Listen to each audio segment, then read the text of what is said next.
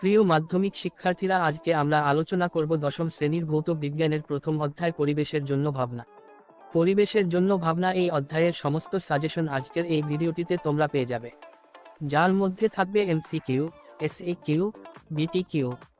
আশা করছি এই সাজেশনটা পড়তে পারলে তোমরা পরিবেশের জন্য ভাবনা এই অধ্যায় থেকে যে কোনো প্রশ্নের উত্তর সহজে করতে পারবে। সম্পূর্ণ সাজেশনের পিডিএফ তোমরা ফ্রিতেই পেয়ে যাবে। ডিসক্রিপশন বক্সে আমাদের হোয়াটসঅ্যাপ গ্রুপের লিংক এবং হোয়াটসঅ্যাপ নম্বর দেওয়া আছে, সেখানে তোমরা শুধু মেসেজ করবে যে আমি ভৌত বিজ্ঞানের প্রথম অধ্যায়ের পিডিএফ চাই।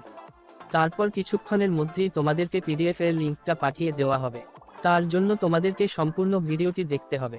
তো চলো প্রথমে এই অধ্যায়ের এমসিকিউগুলি দেখিনি। 1. মিথেন হাইড্রেট থেকে পাওয়া যায়।